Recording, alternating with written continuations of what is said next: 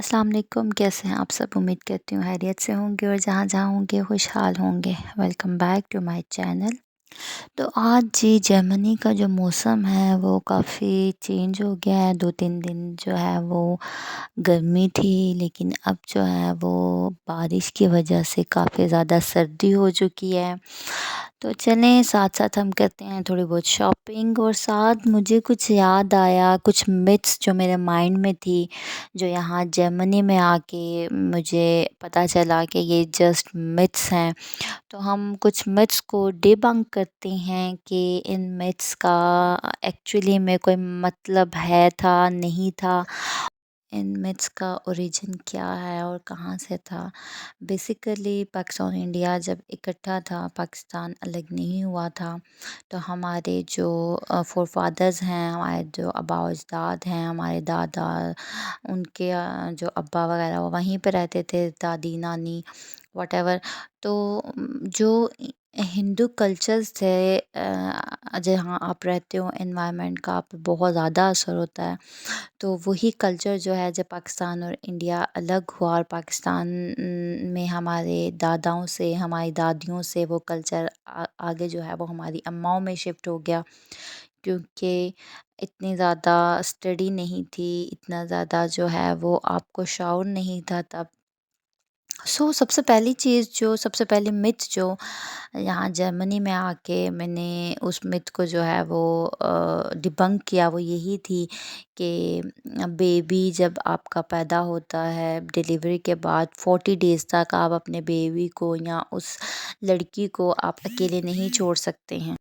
ऐसे होता है कि कुछ हो जाएगा, बेबी को कुछ हो जाएगा, उसकी मदर को कुछ हो जाएगा। यहाँ आने के बाद यहाँ आपके पास कोई भी नहीं होता, तो आपके हस्बैंड को जो है वो सुबह जाना होता है काम पे, शाम को आना होता है। बेबी के साथ आप यहाँ पे अकेले रहते हो, कभी-कभी आपको बेबी को अकेले छोड़ के किचन में जाना पड़ता है खाने वगैरह के लिए। तो बिल्कुल हम मुसलमान हैं, हमारी शरीयत में, कुरान पाक में, अहादीस में कहीं ऐसी कोई बात नहीं लिखी हुई है। एक आप जो है वो 3 कुल पढ़ के अपने बेबी पे आप फूँक दें तो इंशाल्लाह कुछ भी नहीं होता। सेकंड मिथ ये थी कि जो जब आपकी डिलीवरी होती है, जो आपका न्यूबॉर्न बेबी है वो होता है, वो ब्रेस्ट फीड पे होता है। तो लड़कियों को कहा जाता है कि तुमने जो है वो ये चीज़ नहीं खानी, वो चीज़ नहीं खानी, तुम खाओगे अगर सर्दी है तो तुमने ठंडी चीज़ें नहीं खानी, बेबी बीमार हो जाएगा। तो यहाँ आके जब मैंने डॉक्टर से ये बात पूछी तो पहले तो हँसी, फिर उन्होंने कहा कि ऐसा कुछ भी नहीं है। वही बात आ जाती है कि अगर आप थोड़े पढ़े लिखे हैं तो आप इन चीज़ों पे जो है वो सर्च कर सकते हैं कि एक मदर जो है वो जो कुछ खा रही है वो एज़ इट इज़ बेबी के पास नहीं जाता। अल्लाह ताला ने पूरा प्रोसेस रखा हुआ है, उस प्रोसेस के बाद मिल्क प्रोडक्शन होती है और वो बेबी तक जो जाना है वो मिल्क जाएगा। तो सेकंड में थी ये थी जो मेरे माइंड में भी थी, क्योंकि हमने अपनी अम्माओं से सुना हुआ था कि ऐसे ऐसे होता है।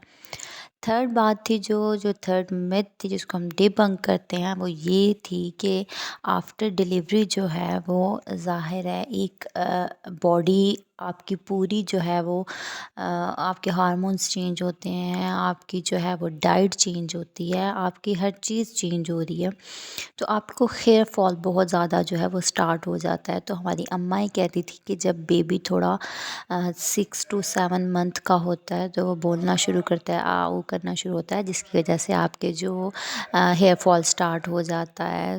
ये एक बहुत बड़े मिथ्स हैं जो कि पिछली जनरेशन से अगली जनरेशन में ट्रांसफ़र होती जा रही हैं। बेशक हम लोग पढ़े लिखे हैं, लेकिन वही बात आ जाती है कि हम जो अपने अम्माओं से सुनते हैं, हमारे जो पिछले आबा व अजदाद से जो चलता आ रहा है, कुछ चीज़ें ऐसी हैं जो वही हैं, वही चल रही हैं। हम उसको ना तोड़ सकते हैं, ना उसको हम समझा सकते हैं किसी को।